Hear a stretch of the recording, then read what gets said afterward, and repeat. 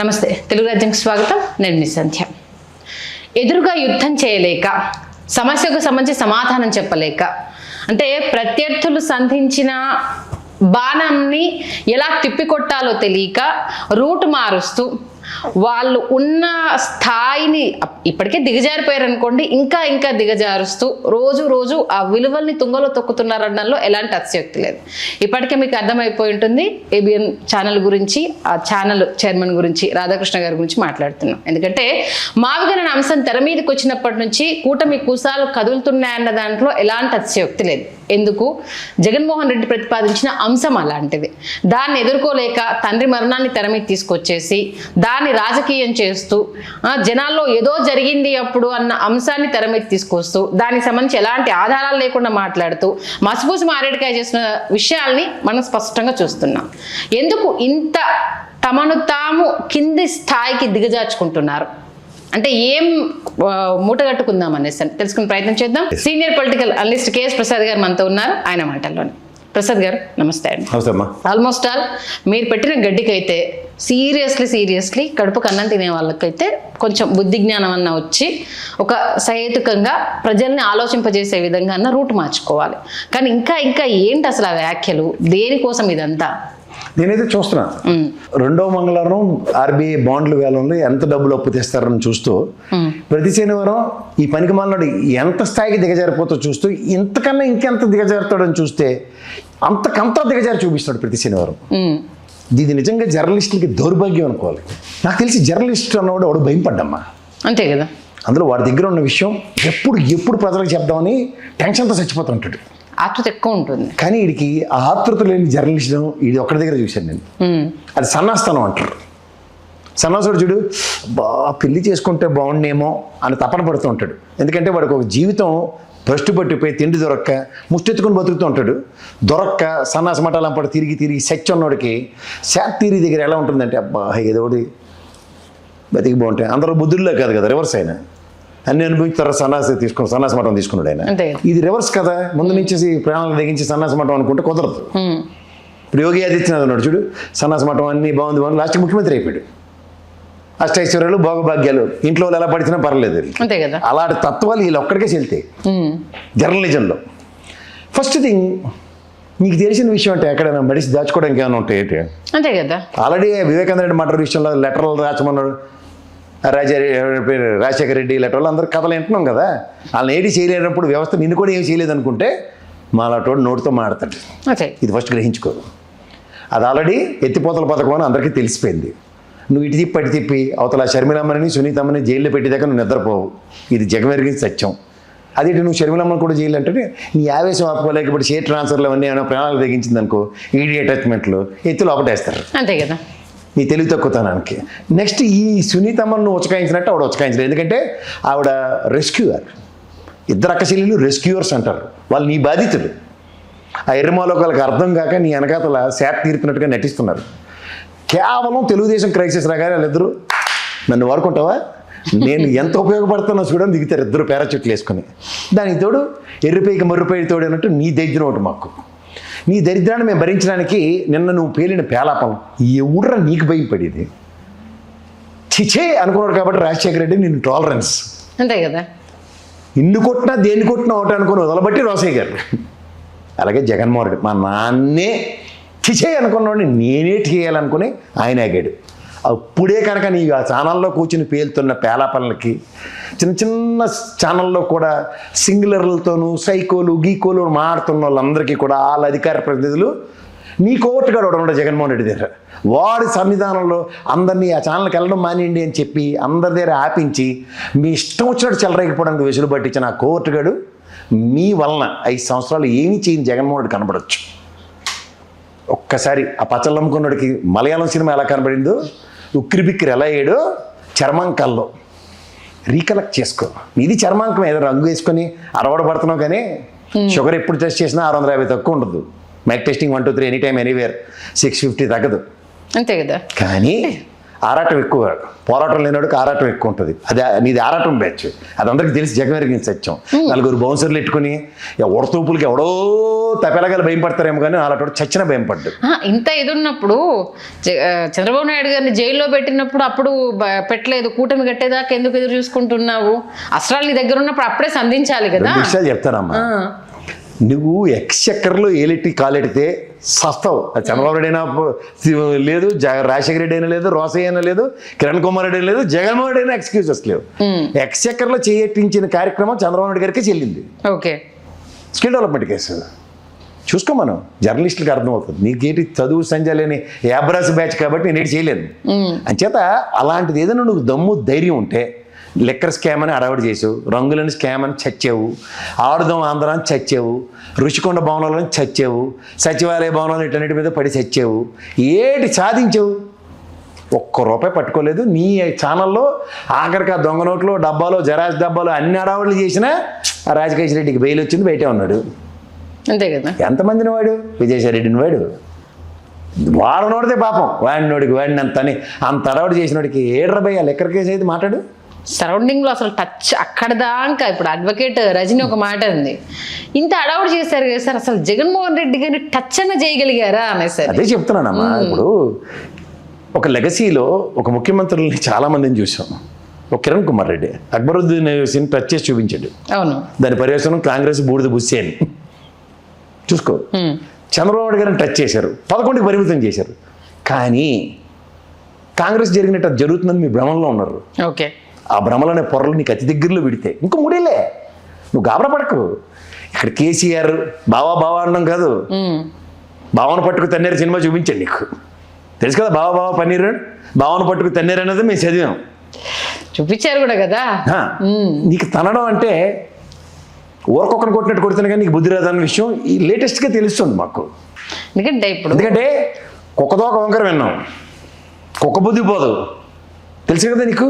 అవును, ఇవాళ పొయ్యిల కొంట్లో పడుకుంటే వచ్చి తంతారు. చిచి ఇదేంటిది, నేను ఇక్కడ తంతర్రా నేను రానని మళ్ళీ సాయంత్రం వచ్చి అదే పని చేస్తాను. దీనికన్నా ఇంకోటి ఉంటుంది. కనక సింహాసనం మీద సొనకొమ్మను కూర్చోబెట్టినా అని ఒక సామెత ఉంటుంది తెలుసు కదా, పద్యం. అదేంటో తెలుసా చాలా మందికి అర్థం తెలియదు. ఇప్పుడు చెప్తాను నేను ప్రాక్టికల్గా ఇన్ని ఎగ్జాంపుల్ చెప్పచ్చు. నువ్వు బాగా ఉపమానాలు అట్టుకి ఉడికిపోతున్నావు కదా, నీలటోడిని తీసుకెళ్ళి అన్నిటికన్నా విశ్వాసమైన జంతువు ఏదంటే సార్ ఆ సునకమే సార్ అని చెప్పి దానికి పష్టాభిషేకం చేశారు. అవును, దానికి భోగభాగ్యాలతో మేళతాళాలతో ఆ సింహాసనం మీద కూర్చోపెట్టి మంచి విందు భోజనం ఏర్పాటు చేసి విందు భోజనం అంతా అయిన తర్వాత తీసుకెళ్ళి మళ్ళీ సింహాసనం మీద కూర్చోపెట్టి సింహాసనం మీద అంటే దీనికి పంచభక్ష పర్వణాలతో భోజనం పెట్టారు. సునకానికి సింహాసనం మీద కూర్చోపెట్టి కిరీటం పెట్టి మంత్రివర్యులు సభా సమావేశం స్టార్ట్ చేశారు. అప్పుడు ఏం చేశారు, యువతల పక్క డైనింగ్ హాల్లో ఆకులన్నీ ఎత్తి ఆ డస్ట్బిన్లో వేశారు. వేయగానే ఇది నేను సింహాసనం మీద కూర్చున్నాను, ఇప్పటిదాకా ఎంత తిన్నాను, నా కిరీటం ఉంది, ఇవన్నీ మర్చిపోయి సర్రనే ఎంగిలాకల కొంటకి వెళ్ళిందట. అప్పుడు దేవుడు ప్రత్యక్షమై అరే బాబు బుద్ధి ఒకటి ఉంటుంది రా బాబు, విశ్వాసం వేరు బుద్ధి వేరు. నువ్వు విశ్వాసం అటుపక్క చూపిస్తున్నావు సంతోషం, కానీ నీ బుద్ధి ఉపమానాల మీద బాగా మాట్లాడావు కదా నిన్న. మాకు కూడా ఉపమానాలు ఎలా వస్తే తెలియాలి కదా నీకు. ఇది బుద్ధి, ఇది పనికిమాలిన బుద్ధి. ఈ బుద్ధి కనుక నిజంగా సక్రమంగా ఎడిస్తే నీ విశ్వాసానికి ఎలివేషన్స్ వస్తాయి. ఎప్పుడు వస్తాయి? కరెక్ట్గా ఉన్నప్పుడు. ఎక్కడ? ఒక్క బుద్ధి సరిగ్గా ఉన్నప్పుడు. ఈ బుద్ధి సరిగ్గా లేనప్పుడు నువ్వు విశ్వాసం చూపించి లాభం ఏంటి? అంతే కదా. దేవుడు వరమిస్తాడు బిల్డింగ్లు కట్టుకోవడానికి, చేసిన పనికిమాలిన పనులన్నీ కవర్ చేయడానికి, రామారావు గారు కొంప ముంచినప్పుడు కుల ప్రాతిపదిక మీద నీకు మళ్ళీ వజ్రకవచం వేయడానికి. ఇప్పుడు అందరూ పళ్ళు కొరుకుతారు కదా రామారావు గారి విషయంలో. వీడి విషయంలో ఎందుకు కొరకరు? వీడి విషయంలో పచ్చడి విషయంలో వీళ్ళు main these two are culprits. అవును, అంచేత సామెతల యొక్క తీవ్రత చాలా డేంజరస్గా ఉంటుంది. నీది బూతులతో ఉంటుంది, మాది తెలుగు భాషతో ఉంటుంది. ఇప్పుడు విశ్వాసం ఎవరి మీద చూపిస్తున్నావు? జగమెరిగిన సత్యం. బుద్ధిని దమ్మని జస్టిఫై చేసుకో.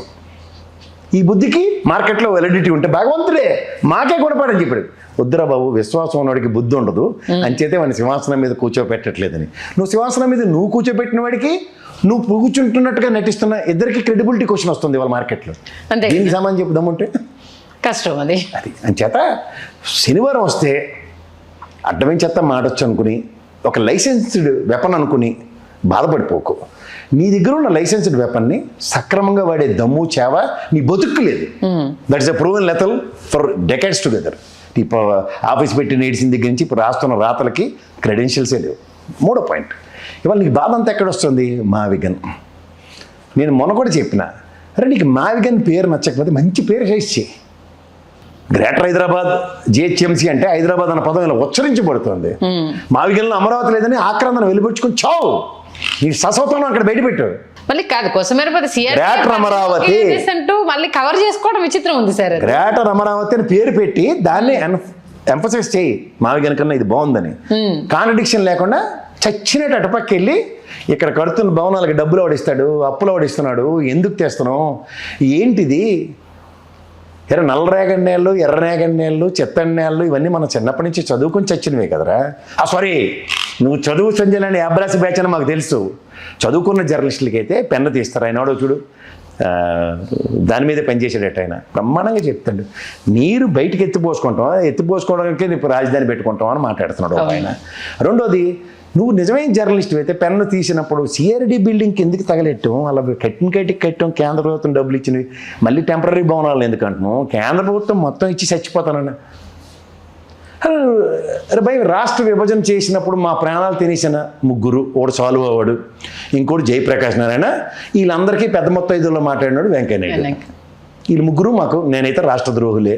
కుల ప్రాతిపదిక మీద ఒకసారి అయిపోతారు కదా, త్రిమూర్తులు ఏకమైపోయినట్టు.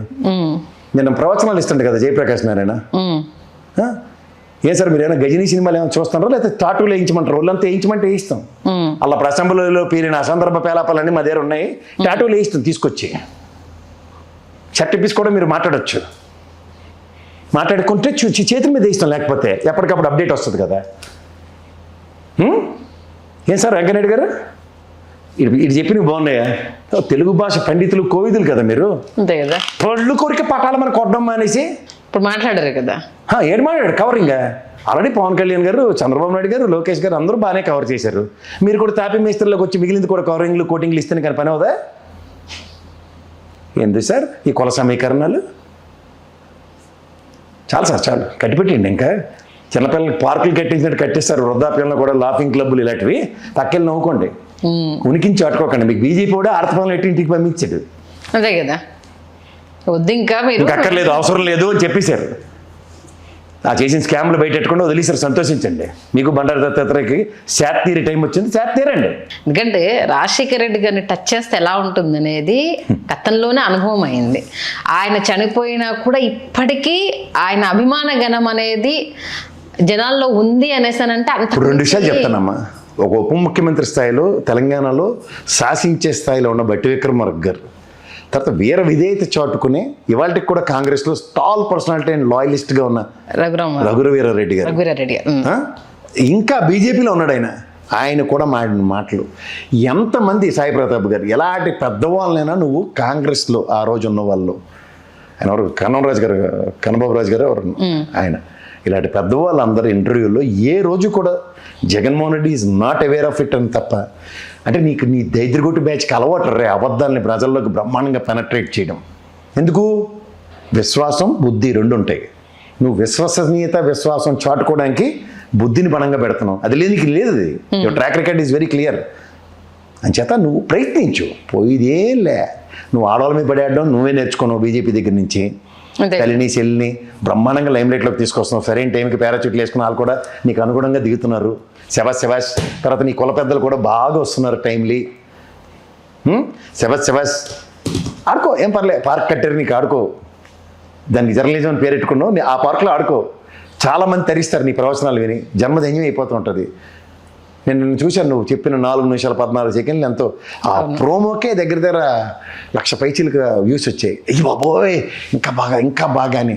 నువ్వు సస్పెన్స్ క్రైమ్ థ్రిల్లర్ సీరియల్ నటించే హీరో అని వాళ్ళకి తెలియక నీ దగ్గర ఉన్న రహస్యాన్ని ఎప్పటికైనా బయట పెడతాం అన్న దగ్గర ఆతృతగా ఎదురు చూసే తపేలాగలిగి చెప్పుకో, చాలా బాగుంటుంది. అంటే ఇప్పుడు విచిత్రం ఏంటంటే ఈయన క్యారెక్టర్ ఇది అని ఆ ఒక్క స్టోరీతో జనాలకు ఆయన అర్థమయ్యేలా చెప్పారు సార్. సీరియస్ గా క్యారెక్టర్ అంటే ఈయన అవసరానికి ఎలా దేన్ని వాడుకుంటాడు, దాన్ని ఎలా ఎలివేట్ క్యారెక్టర్ ఉంటుందమ్మా. క్యారెక్టర్ కి వీడికి రాక్షస బుద్ధి అని ఉంటుంది, ఓకే, కానీ వీడిది సొనక బుద్ధి, దానికి ఏముండదు. ఏంటి ఇప్పుడు దీనికి పర్యావసనాలు అటువైపు నుంచి ఏముంటాయని అనుకోవాలి? ఏముంటాయి? ఏనుగులుకుంటూ ఏదో అరుస్తుంది అంటారు, వదిలేస్తారు. టైం వచ్చినప్పుడు మాత్రం ఈసారికి మరతెట్టేస్తారు.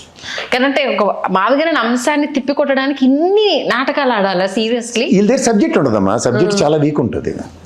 సబ్జెక్ట్ వీక్ ఉన్నప్పుడు ఏం చేయాలి? అవతలని ఫ్రస్ట్రేట్ చేయాలి. ఫ్రస్ట్రేట్ చేసి ఏం చేయాలి? వీళ్ళు తప్పులన్నీ కప్పిపుచ్చుకుంటూ జగన్మోహన్ రెడ్డి మీద వేసేయాలి. అదే ఎక్కడో దగ్గర నోరు జారుతారు, దాన్ని పట్టుకోవాలి, రార్థాంతం చేయాలి. సేమ్ మళ్ళీ ఆంధ్రజ్యోతి కార్యాలయం వైపు తిప్పాలి, మళ్ళీ ఏదో సానుభూతి చేసుకోవాలి. ఎన్టీవీ పక్కన ఉన్న టీటీడీ దేవస్థానంకి వెళ్ళిన పుణ్యం పురుషార్థం వస్తుంది. అలా పని అదే చేశారు. ఇది చేసిన పేల పనులకి, అలా అప్పుడు మాట్లాడిన వాటిలన్నిటికీ దేవుడి గుడికి వెళ్ళి ప్రక్షాళించుకుని వచ్చారు వాళ్ళు. ఓకే, ఆ ఇంగిత జ్ఞానం కూడా ఇడుకున్నది. చివరిగా ఏం చెప్తారు? ఏముండదమ్మా, ఈ బుద్ధులేని వారు దానికి ఇవాళ సోమవారం కదా, ఇంకో 5 రోజులు పడితే ఇంకో దరిద్రం వస్తుంది. మళ్ళీ నువ్వు నేను కూర్చొని విశ్లేషించుకుని చావాలి. అంటే మావిగన్ గురించి వాడికి సిగ్గు ఎలాగో లేదు, మనం కూడా సిగ్గు పోగొట్టుకుని ప్రతి వారం విశ్లేషించాలి. తప్పదు సార్ మరి, లేకపోతే ఏంటిది ఇప్పుడు సమాధానం చెప్పకపోతే మేము అన్నది కరెక్టే అన్నట్టు వాళ్ళది ఇదైపోతుంది. ఆల్రెడీ పిల్లికి ఎలక సాక్ష్యం వీళ్ళందరూ మావాడు బాగా చెప్పి పవన్ కళ్యాణ్ చూడు అంత మాట ఇష్టం ఇట్రా గాబరా పడిపోయి బ్యాన్ చేసి అన్నాడు కూడా. ఏం తప్పు దాంట్లో? నాకు ఇష్టమైతే ఇంగుతో సమానం అని కథలు చెప్తాడు. అంచేత ఇష్టమైతే ఇంగుతో సమానం. వాళ్ళందరికీ బాగున్నప్పుడు ఇంగు వికటిస్తే వ్యాపారంలోకలే ఇంగులు తింటారు, మిగిలిన ఒకటి తింటారు, లేదా తమిళపోలు తింటారు. అందరూ తినాలని రూల్ ఉందా? లేదు కదా. అంచేత అది తెలుసుకుంటే చాలు. తెలంగాణలో అసలు ఇంగు అనేది చాలా తక్కువ మంది వాడతారు. అదే ఇష్టమైతే ఇంగుతో సమానం అన్నప్పుడు నువ్వు ఇంగు బ్యాచ్ ఉంటుందో అది పెట్టుకో, నాన్ ఇంగు బ్యాచ్ ఉంటారో వాళ్ళ సంగతి ఏంటి చెప్పు. ఎందుకంటే ఒకనొక టైంలో ఆయన పవన్ కళ్యాణ్ గారు మర్చిపోయారేమో కానీ జనాలు మర్చిపోవట్లా. ఈయన అన్నా లెజ్నేవోతో రిజిస్ట్రేషన్ మ్యారేజ్ అయ్యిందని ఫస్ట్ అనౌన్స్ చేసింది ఏబిఎన్ ఛానల్ సార్. వాడు అనిష్టం ఇలాంటివి కనబెడతారు. అన్నా లెజ్నో ఆడపిల్లలు వాళ్ళ యొక్క ఆవశ్యకత, ఆడపిల్లల యొక్క సెన్సిటివిటీని పనికిమాల వార్తల కింద వక్రీకరించుకుంటూ వాడు కాలక్షేపం చేసుకుని పనికిమాల వల్ల ఒకడు పవన్ కళ్యాణ్. అసలు ఆయన ఎలా మర్చిపోయారో నాకు ఇప్పటికీ అర్థం కాని విషయం. రాత్రి అందరికీ బాబా సీడీలు ఇస్తున్నారు గత అని. ఓకే, నిజం ఇప్పుడు మీరు అన్నది. ఎందుకంటే మీకు ఇబ్బంది అయినప్పుడు మీ ఫ్యామిలీ గురించి ఏదో రాశారు, మీ గురించి పరిటాల గారి గురించి ఏదో రాశారని మీరు రోడ్డెక్కి ధర్నా చేయవచ్చు. మా గురించి రాసినప్పుడు మేము రోడ్డెక్కి ధర్నా చేస్తే మాత్రం తప్పైపోతుందా? నువ్వు వాళ్ళది బావగారు బాగున్నారని వాళ్ళ అన్నయ్య గారి సినిమా ఒకటి ఉంటుంది, అందులో కోట శ్రీనివాసరావు సిఆర్ ఉంటుంది. అయ్యా నాకు జరిగిన అవమానం ముందు నీకెంత అనుకునే బ్యాచ్ పవన్ కళ్యాణ్. సీరియస్ ఇప్పుడు చూస్తే అలానే ఉంది. చూద్దాం ఇప్పటికైనా మార్చుకునే అవకాశం జనాలు ఇస్తున్నారు. మార్చుకోరన్నది అయితే తెలుసు, కానీ సమాధానం చెప్పాల్సిన బాధ్యత అయితే కంపల్సరీ ప్రతిదీ. ఎందుకంటే ఊరుకుంటే ఉడత గుడ్లు పెట్టిందండి, ఊరుకుంటే ఉడత గుడ్లు పెట్టిందని సామెత ఉంది. ఇది గుడ్లు పెడతాడు అని చేత గుడ్లు పగలగొట్టాలి. మీలాంటి వాళ్ళకి కరెక్ట్ సార్, అలాంటి వాళ్ళకి సీరియస్లీ ఎప్పటికప్పుడు అంటే వాళ్ళలాగా కాకుండా ఒక అంటే ఇది సమాధానం చెప్పే తరిక, ఇది మాట్లాడే విధానం అని ఎప్పటికప్పుడు మీరు చెప్తూనే ఉన్నారు. మీలాగా ప్రతి ఒక్కరు ఆ సమాధానం చెప్పే రీతికి వచ్చినప్పుడే వాళ్ళు నోళ్ళు ముత్తబడతాయి. Thank you so much sir, మంచి విశ్లేషణ అందించారు. ధన్యవాదాలు. హలో, తెలుగు రాజ్యం ఛానల్ చూస్తున్నారా? సామాజిక రాజకీయ జీవన చిత్రణే తెలుగు రాజ్యం. అతిశయోక్తులు అసత్యాలు ఉండవు. రాజకీయ కోణం కాదు, ప్రజా కోణమే కొలబద్ద. తెలుగు రాజ్యం వీక్షణ మీ ఉత్తమ అభిరుచికి నిదర్శనం.